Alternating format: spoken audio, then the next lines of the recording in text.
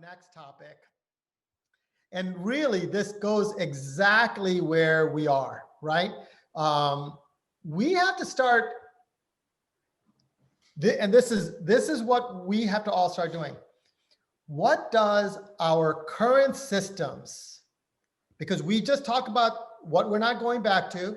Mary Beth just talked about the new operating model. And I know nobody likes to hear new operating model, but it is a new operating model, a rolling admissions. So let me pull this out. And I did check this. This is multiple. You can pick multiple things. What I'm saying to people is, what does our current systems need to do? And this has a student perspective element, because HR and finance are built really well at this stage, meaning they do their stuff really well. What does student system vendors have to think about as they think about the versions of that product moving forward, or even the new cloud products that are coming into play, right? These are the things that I think we're going to have to do.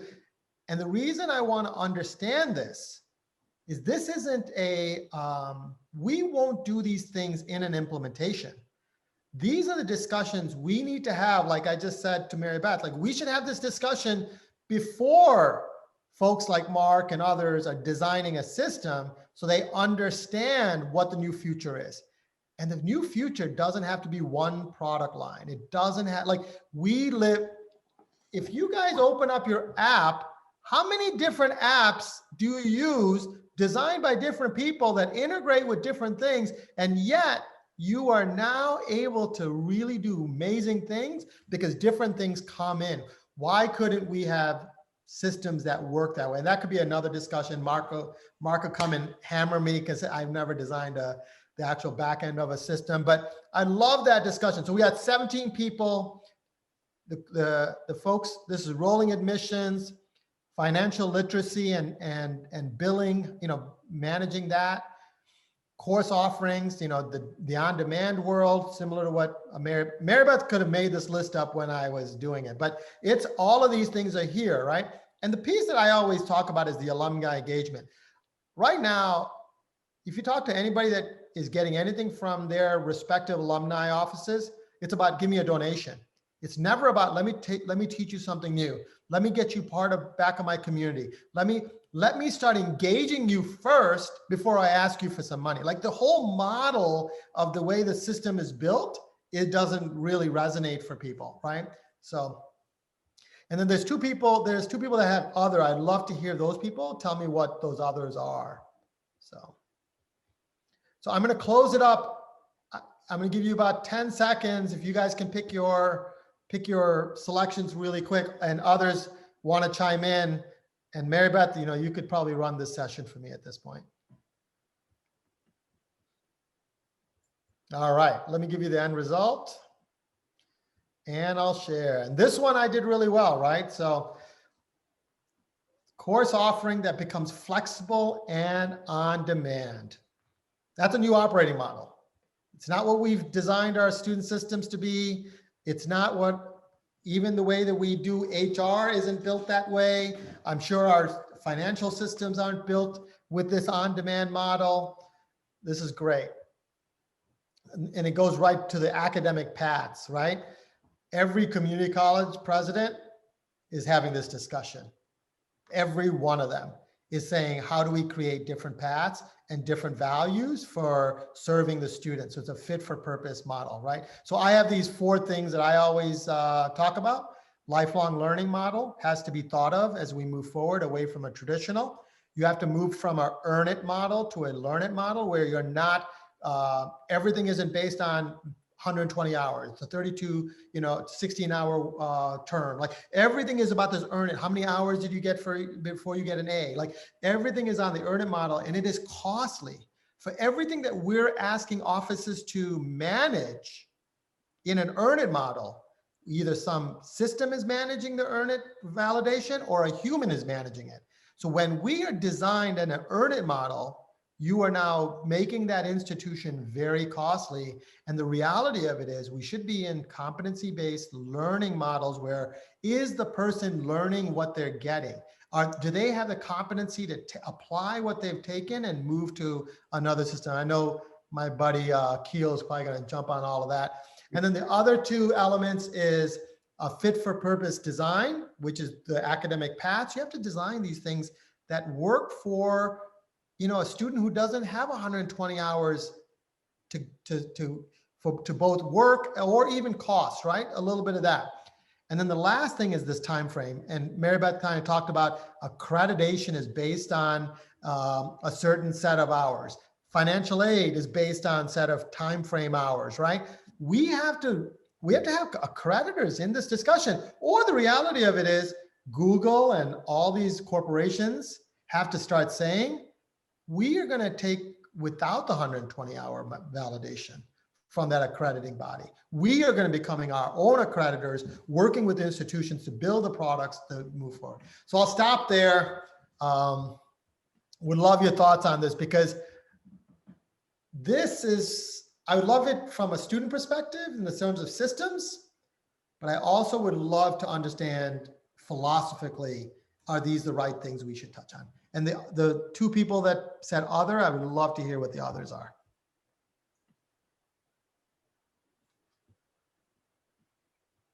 And JTH, anything in the chat? You're on mute. Yeah, there's actually nothing has popped up in the chat. Keel says the degree system is what is dictating the earn it model. I think that's pretty true. And I think that goes back to where we just need to be much more flexible in terms of breaking out of the fall and spring semester, which is actually built around the agricultural model as to when people needed to go home and plant the fields and do the harvest. Yep. And really think about, in a modern day, how do we best need to deliver our value? So we have Rob Sparks who jumped on, and I'm going to call on people who jump on, right? Because I think you have something great to say, Rob. So welcome. And can you hear me okay? We can. Okay, good. I think when I kind of have and thank you for having this forum. I really appreciate the chance to see some old friends, actually. I think of kind of these modern systems today and what we're seeing in terms of areas that we need to be designed or redesigned around these big monolithic SIS systems. And there are two areas that I was one of those ones that said other. I really do think credentialing and how we do micro-credentialing in terms of these modern systems to respond to stackable credentials is something that these systems need to be able to adjust to. So it's not just simply a matter of following an academic path of a 4-year degree in 6 years or an associate's degree, but making it more cost-effective and efficient for the student to acquire the necessary skills in the time that they need to acquire them to allow them to achieve the goal or direction that they so desire. As broad statement as that is. And then obviously because I could keep going, but the other one I think is in and tied around that is how do we see or recognize that credentialing through these systems? Because I think that is something that we suffer from this definition of what a transcript is for an institution, and that is a woeful representation of an individual's learning and what they acquire while they're in these academic experiences.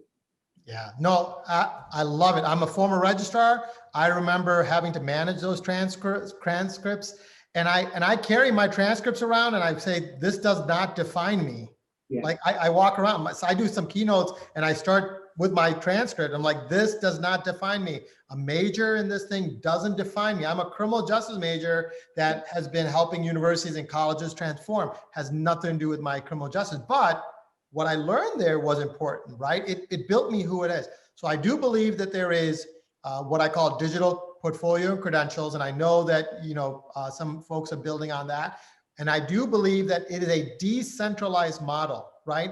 How do we start giving students the ability to stack their credentials from maybe a school in Texas, a school in Miami, Southern New Hampshire? Like, you should be able to have your stackable credentials and then have the ability to recognize, hey, these 7 things are really important for Tesla or, Clubhouse, who's doing a new thing. Like, we should be in that realm of that. And I don't think we're far away, right? We're in discussions with schools on designing digital portfolios and digital wallets, because that technology is existing and it's there. But I love the fact that you said that. Go ahead.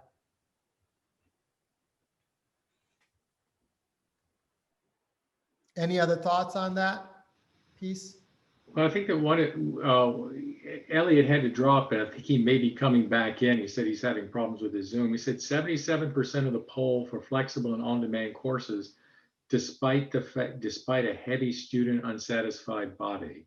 So I think that goes to that students themselves are not necessarily supportive of that, that type of on-demand, open entry, open exit. So I would like to hear what people had to say in response to that.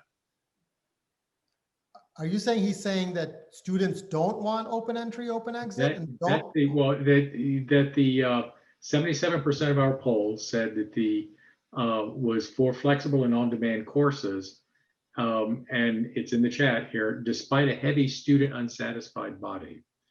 So that the implications, if he comes back on, he may be able to clarify, is that the students themselves are not necessarily completely behind flexible and on-demand courses, or find them a way to get good education. Yeah, I think that I think that's a disconnected thought there. Mm-hmm. I don't think it doesn't make sense to me.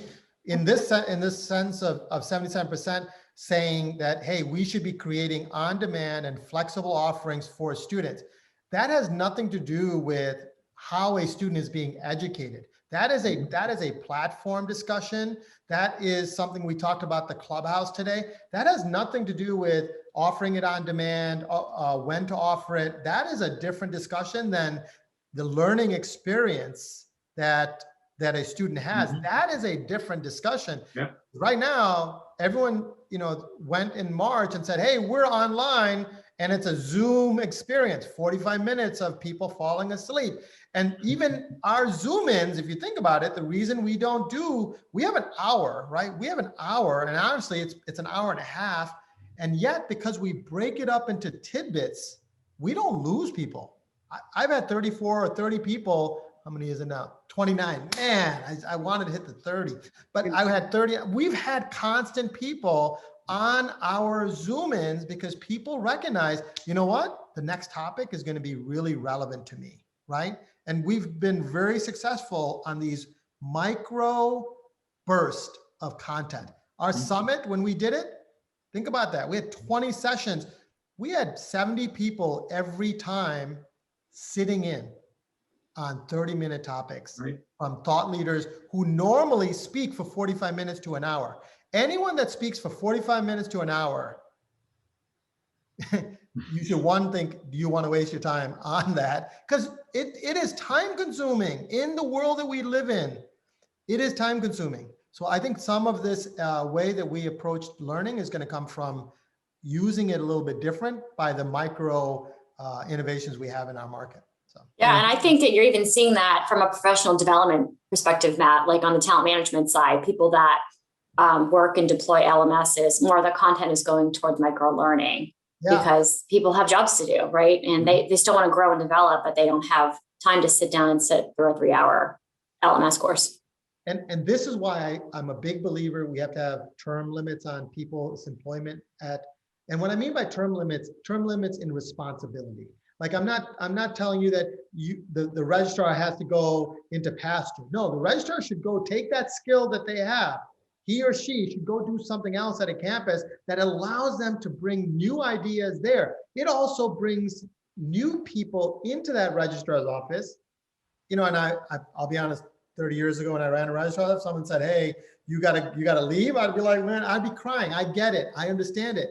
But man, the reason I left and I do things now, I've learned so much by leaving and going and doing something else at different places. And I think universities have that ability to do that. And I think professional development becomes a big part of a university. Why do you want to work there? You know what? I learned this new skill. I'm in this new research. All of a sudden, I want to work at a university. If I can go learn the new AI element of something that's happening in some other department for 2 years, all of a sudden, I want to learn. So Matt, go back to Chris Lane's earlier question about what holds us back. Why are we 10 years behind everything? I think about my time in corporate life, and you were never allowed to sit in a role for more than a couple of years. And if you did, if you're in the finance industry, it was really suspicious. But most of the corporate worlds I've been in, you can't sit in a role for a year or two. You have to change. You have to grow. You've got to, be cross-trained in something. There was a statement in Inside Higher Ed yesterday about a professor who went into administration, went into the provost office, and he was stunned as to how isolated he really was. How little he knew about what was going on in the university. So if you're you're in that one place all the time, how can you innovate? I mean, all of us, there's many people who have designed systems, HR, finance, and ERP systems, right? Think about the times that you've had to sit in front of someone and beg them to rethink what they're doing. I mean, like I said to you, I've had Groundhog's Day designing some of the most complex systems. Groundhog's Day on people that are Ivy Leagues and stuff. Where I'm like, my God, let's think about this differently. Yeah.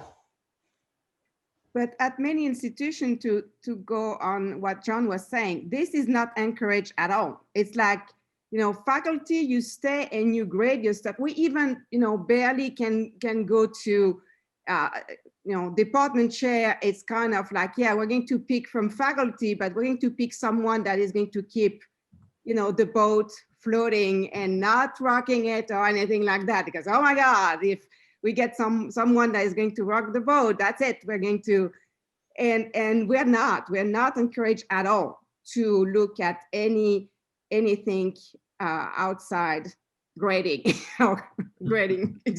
Isabelle, the reason is higher ed is built off of consensus, and consensus. It's a consensus-driven ecosystem.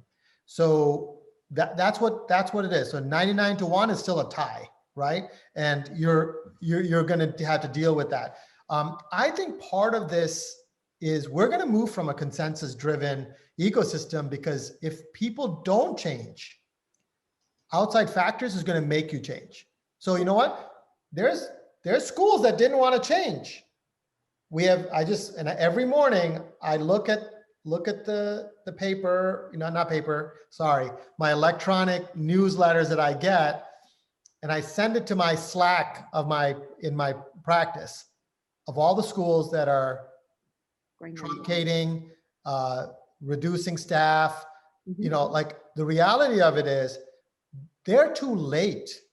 Yeah. Some programs should not be at a school. Some people should be doing a different model in your admissions process. Like there is things at schools, and you know what? It's attrition because people don't want to change. And honestly, that's how survival of the fittest works. I hate to say that. I agree with you. We've been insularized by the fact that, hey, we're accredited by, accrediting bodies. We have the degree. We're going to let people get into the workforce based on it. That's changing. And the pandemic has now said, oh, I don't have to be in a radius to get on campus anymore. I can learn with somebody in Cyprus.